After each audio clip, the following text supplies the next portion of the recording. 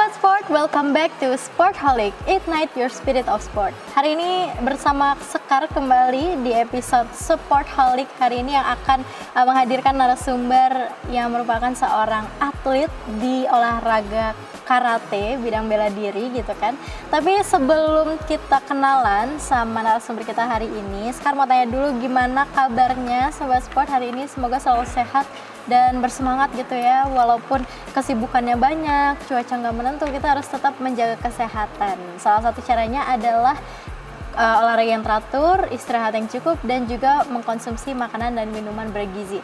Tapi nggak cukup sampai situ aja, kita juga harus memastikan cakupan atau kebutuhan vitamin harian di tubuh kita itu tercukupi. Makanya sekarang hari ini mau rekomendasiin salah satu minuman multivitamin yang bisa membantu kita mencukupi kebutuhan vitamin harian tubuh kita, Oranamin C.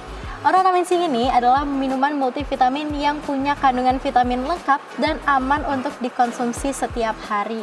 Jadi Sobat Sport jangan lupa untuk jaga kesehatan ditemani oleh Oranamin C.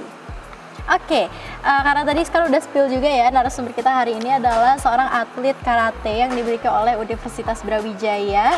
Narasumbernya udah ada di sini dan kita langsung aja kenalan. Halo Kak. Halo Kak. Gimana kabarnya hari ini? Alhamdulillah kabar aku hari ini baik. Baik ya, boleh kenalan dulu ke Sobat Sport. Namanya siapa, dari fakultas apa, dan angkatan berapa? Oke, halo Sobat Sport. Jadi perkenalkan, nama aku Palpis Kartaji. Biasanya aku dipanggil Sekar. Aku dari jurusan Teknik Industri, Fakultas Teknik Angkatan 2023. Oke, jadi narasumber kita hari ini adalah Kak Sekar. Iya. Jadi Sobat Sport hari ini Sekarnya ada dua ya. Yang satu bisa karate, jago, yang satu nggak bisa sama sekali. Oke, Kak Sekar. Sebelum kita jauh-jauh gitu ya nanyain progres apa ya, kayak pengalaman Kaskar di karate dan lain sebagainya, kita balik dulu flashback ke awal banget gitu sih. Boleh nggak ceritain gimana awalnya Kaskar akhirnya bisa menekuni olahraga karate ini?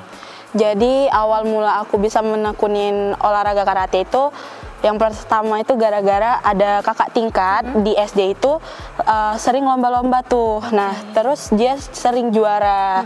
Nah, terus dia sering juga lomba-lomba ke keluar kota. Terus pas setelah lomba itu kan diumumin tuh di saat upacara ya. Nah, itu jadi memotivasi aku untuk ikut karate juga. Jadi awalnya itu apa ya, melihat contoh. Iya benar-benar. Keren banget bisa dapat prestasi, diumumin di upacara, akhirnya termotivasi pengen juga gitu. Iya benar. Berarti awalnya itu akhirnya memutuskan ikut apa, ekstrakurikuler di sekolah atau langsung private gitu? Kebetulan kalau misalnya dari kakak tingkat itu dia enggak yang ekstrakurikuler dari sekolah, jadi emang dari klub. Klub karate. Iya, klub karate. Berarti Kak Sekar juga akhirnya cari info dan langsung joinnya ke klubnya langsung gitu ya? Iya, langsung join ke klubnya itu. Oke, berarti itu kelas berapa Kak? Waktu itu joinnya waktu kelas 1 SD. Iya. Berarti posisinya Sekar kelas 1 SD tuh udah termotivasi gitu ya dengan kelasnya waktu itu, dan akhirnya memutuskan untuk ikut klub karate. Iya betul. Waktu itu gimana respon orang tua atau keluarga terdekat? Dari respon keluarga terdekat itu yang pasti dia support.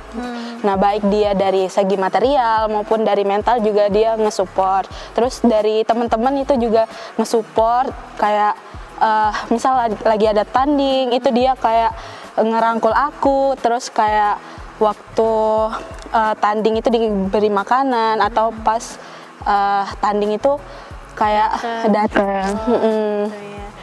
Ya luar biasa, berarti dari kelas 1 emang sudah akhirnya memutuskan untuk ikut karate gitu ya. Berarti itu dari kelas 1 sampai sekarang kuliah pun masih aktif? Iya, masih aktif. Pernah berhenti atau terus? Itu terus ya? Iya, terus. Berarti nggak kayak yang berhenti, aduh capek, berhenti dulu setahun, 2 tahun? Kalau misalnya berhenti 1 tahun 2 tahun itu mungkin di latihannya yang agak jenuh. Jadi yang intensitas latihannya yang seharusnya 3 kali seminggu kayak gitu, itu dikurangin jadi 2 minggu sekali. Wah, luar biasa, dari kelas 1 SD sampai sekarang masih aktif di olahraga karate, jadi atlet di karate. Pastinya banyak sekali gitu ya Sobat Sport pengalaman dan cerita yang nantinya Kak Sekar akan sampaikan dan bagikan kepada Sobat Sport gitu. Nah, kalau misalkan tadi ternyata awalnya memang kemauan dari diri sendiri gitu ya. Iya, betul Kak. Setelah itu pernah nggak sih kayak sejak SD gitu kan mungkin ngerasa kayaknya aku ternyata nggak cocok deh di karate, atau memang dari awal oh ternyata aku cocok banget nih di karate, ini jati diriku kayaknya di sini deh gitu. Kalau misalnya itu awalnya aku ngerasa nggak cocok di karate karena waktu itu aku coba trial 1 bulan untuk join karate. Itu awalnya nggak betah karena aku harus hafal jurus kan, kayak hafal jurus terus teknik-tekniknya juga, dan waktu itu posisinya itu aku nggak bisa ngikutin dari materinya itu. Terus dari orang tua kayak ayo bisa pasti bisa, iya. Dan akhirnya ngerasa cocok lah waktu pas di kelas 3 udah mulai latihan untuk lomba. Oke, berarti pertandingan pertama yang diikuti itu kelas 3 SD, ya. Jadi 2 tahun setelah pertama ikut klub. Iya, gitu, klub. setelah penyesuaian, adaptasi gitu ya. Benar. Wah, luar biasa. Ini nanti bakal kita kulik lebih dalam gitu kan ya, perjalanan Kak Sekar di olahraga karate ini, pengalamannya Kak Sekar seperti apa dan apa saja sih yang dirasakan gitu selama ikut karate. Tapi kita nggak habisin sampai di sekarang juga gitu kan. Kita bakal jeda sebentar dan nanti akan kita lanjutkan obrolan kita. Jadi Sobat Sport jangan kemana-mana, tetap di Sportholic, ignite your spirit of sport.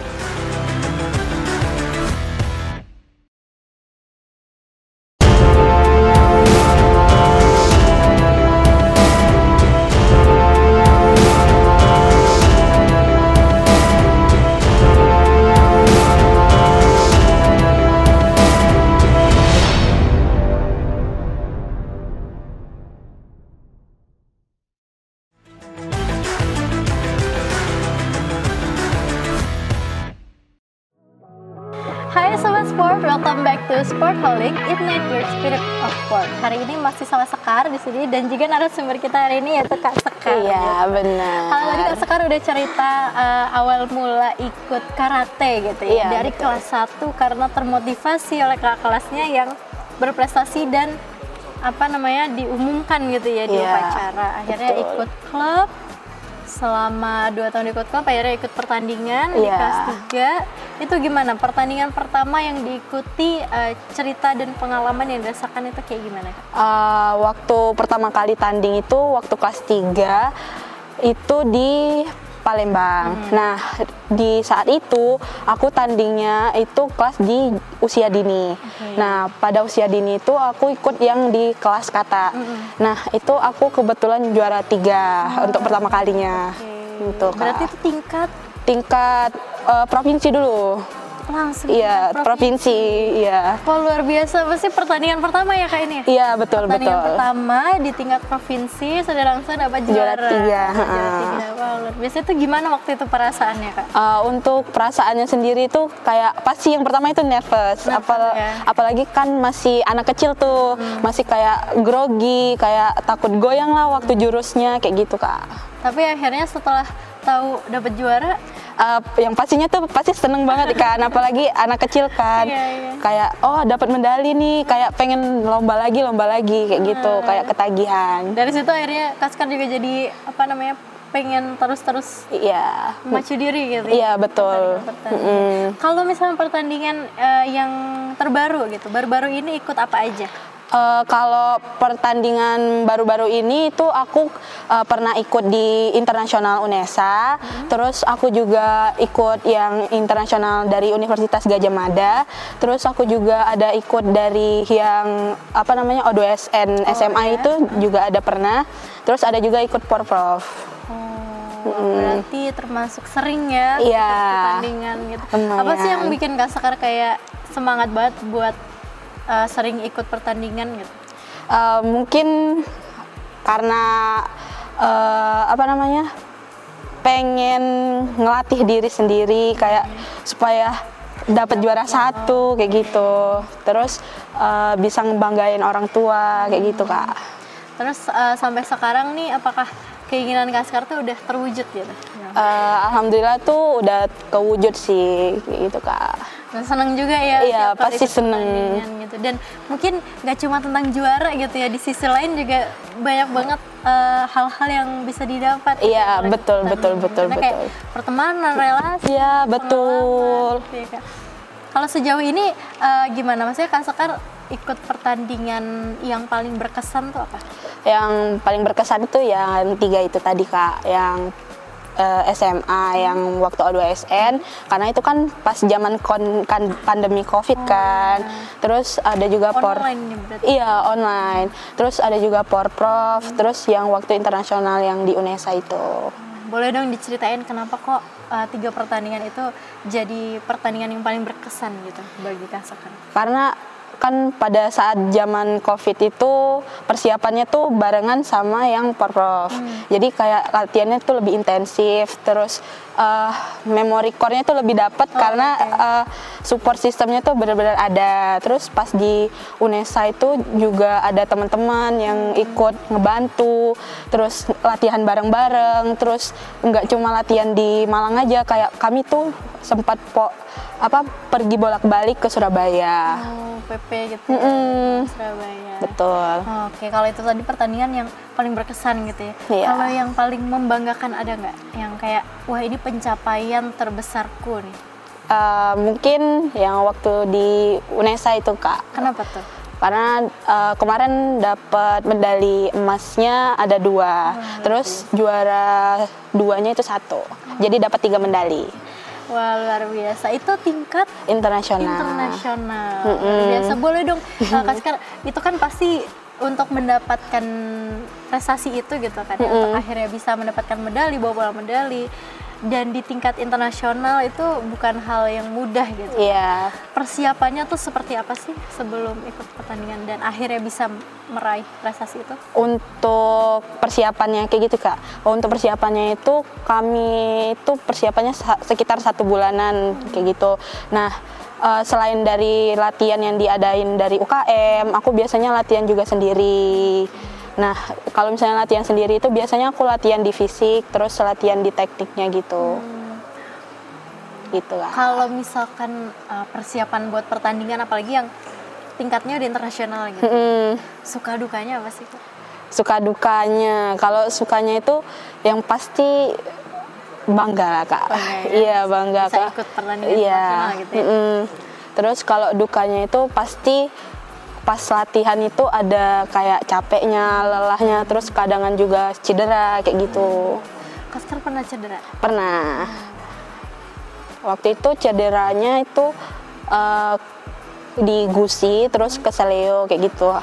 Kayak gitu sih Kak. Berarti apa sih yang bikin Kak Sekar kayak bisa tetap menjaga semangat dan motivasinya gitu untuk tetap bangkit lagi gitu, maksudnya nggak terpuruk di keadaan-keadaan yang bikin down gitu? Kalau aku sih yang pertama itu pengen apa tadi Kak? Membanggakan orang tua, terus kenapa kok bisa menjaga? Maksudnya kan ada hal-hal yang bikin down gitu. Gimana Kak Sekar bisa bangkit lagi dari hal-hal kayak gitu? Oh, mungkin dari bangkit dari down, aku biasanya kayak istirahat dulu, kayak ngerehatin dulu sejenak, terus bakalan lanjut lagi, terus untuk bangkit supaya lombanya tuh bisa maksimal. Oke, luar biasa. Oke Sobat Sport, dari tadi awal gitu kan kita ngobrol sama Kak Sekar juga udah banyak banget gitu cerita yang didapat dari Kak Sekar, dan juga aku yakin banyak hal baik yang bisa dipetik di sini. Tapi obrolan kita nggak selesai sampai di sini aja gitu kan ya. Kita bakal lanjut tapi setelah jeda yang satu ini. Jadi Sobat Sport jangan kemana-mana, tetap di Sportholic, Ignite Your Spirit of Sport.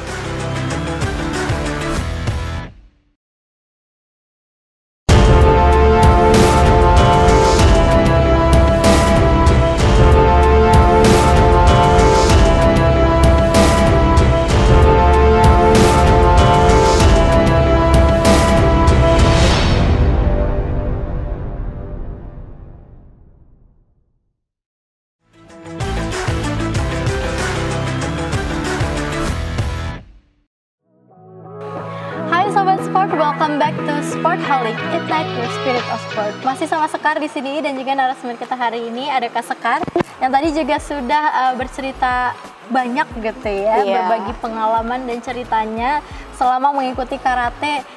Udah berapa tahun itu berarti ya? Sekitar 14 tahun sih Kak. 14 tahun ikut karate gitu kan. Iya, dari kelas 1 SD sampai sekarang di kuliah pun masih aktif gitu ya, mengikuti karate dan mengikuti pertandingan-pertandingan hingga menorehkan prestasi bukan hanya untuk dirinya sendiri tapi juga untuk Universitas Brawijaya. Kalau tadi kita juga, Kak Sekar juga udah cerita tentang beberapa pertandingan yang berkesan dan paling membanggakan sejauh ini gitu kan. Pasti kan selama 14 tahun di karate itu apa namanya, ups and downs-nya banyak banget ya, kayak ada fase yang kayak gitu. Boleh dong diceritain suka dukanya ikut karate. Kalau tadi di awal suka duka waktu latihan gitu ya, persiapan lomba. Kalau sekarang suka duka selama ikut karate, menekuni karate ini seperti apa sih? Mungkin untuk suka dukanya itu kalau misalnya aku nggak ikut karate, aku nggak mungkin aku bakalan ada di Universitas Brawijaya. Soalnya sertifikat dari karate itu dapat membantu aku dalam jenjang pendidikan aku. Soalnya waktu SD, SMP, SMA sampai kuliah itu aku nyantumin dari sertifikat karate itu Kak. Untuk dukanya sendiri itu yang pastinya kalau misalnya adalah waktu kita lagi down, kayak performa belum siap maksimal, itu kayak lagi kalah tuh, itu sih dukanya Kak. Oke, luar biasa. Berarti Kak Sekar ini selama meneruskan jenjang pendidikan dari SD ke SMP, SMP ke SMA, bahkan SMA ke kuliah, itu selalu masuk dengan jalur prestasi gitu. Iya, betul. Luar biasa, berkat karate ini. Iya, benar. Iya, nggak heran sih ya sebenarnya dari pertandingan pertama aja udah dapet juara 3 nih, kancah provinsi gitu. Luar biasa. Ini juga pasti kalau dulu Kak Sekar termotivasi dan terinspirasi oleh kakak kelasnya di SD, Sobat Sport yang menonton sekarang juga termotivasi dan terinspirasi oleh Kak Sekar gitu kan. Amin. Oh, luar biasa. Nah itu tadi sukanya, kalau dukanya tadi Kak Sekar bilang ketika lagi down, pas dapet juara. Iya.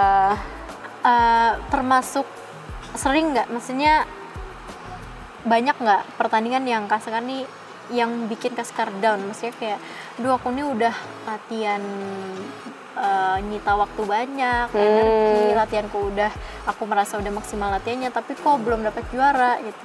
Mungkin ada sih beberapa pertandingan yang emang belum rezeki. Iya, belum rezekinya. Waktu itu pernah waktu di O2SN tuh nyoba 2 kali. Nah, yang pertama itu gagal total, nggak masuk provinsi, nggak masuk di nasional. Nah, terus pas di tahun kedua yang di tahun kelas 11 itu baru masuk di yang provinsi sama yang nasional. Itu Kak. Nah, ini nih yang bikin aku penasaran.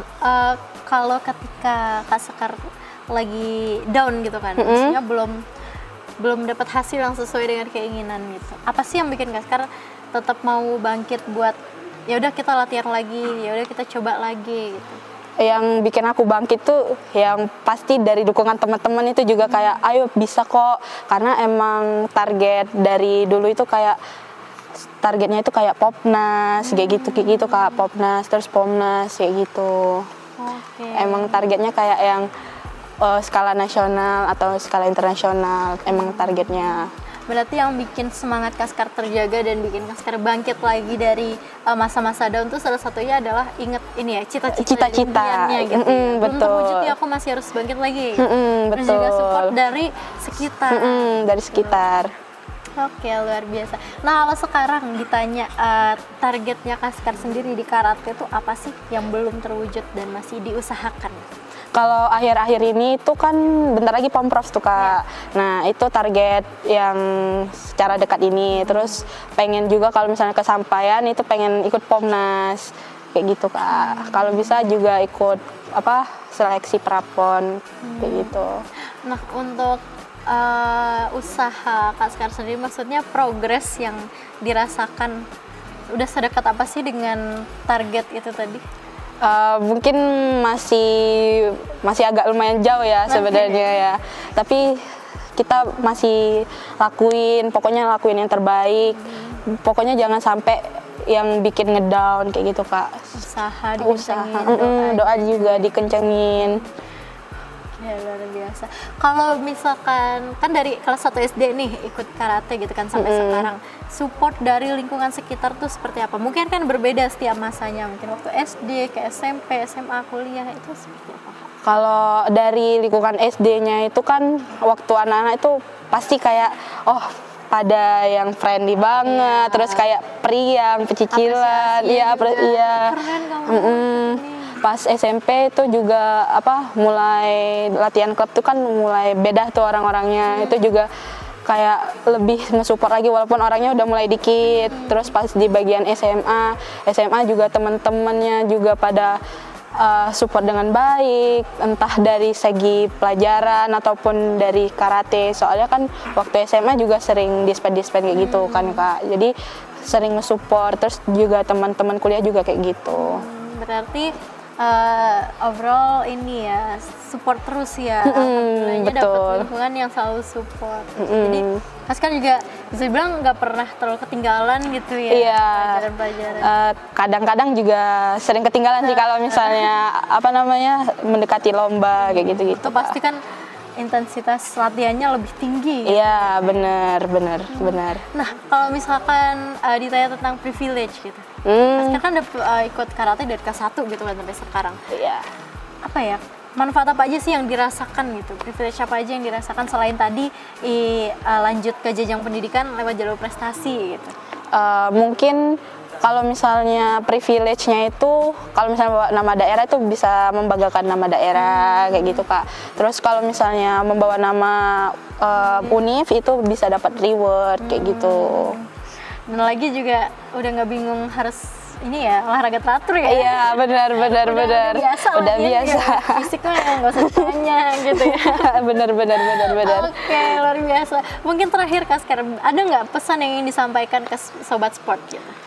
Mungkin untuk pesannya itu tetap jaga semangat kalian. Pokoknya kalau misalnya ngedown jangan sampai yang benar-benar kalian yang terpuruk banget. Soalnya kita tuh harus bangkit lagi, ingat dengan cita-cita kalian yang ingin kalian wujudin kayak gitu Kak. Oke, luar biasa. Terima kasih banyak mau hadir di sini dan berbagi cerita dari pengalamannya ke Sobat Sport. Semoga Kak Askar sukses selalu, cita-citanya tercapai, dan semoga nanti kita bisa berbincang di lain kesempatan ya. Iya, boleh. Oke, Sobat Sport, itu tadi obrolan seru kita dengan Kak Askar yang merupakan atlet karate yang dimiliki oleh Universitas Brawijaya. Semoga apa yang disampaikan tadi bisa memotivasi dan menginspirasi Sobat Sport dimanapun berada. Dan jangan lupa untuk selalu saksikan Sportholic. Dan kalau gitu aku Sekar dan saya juga Sekar. Pamit undur diri, sampai jumpa di episode Sportholic selanjutnya. Dadah.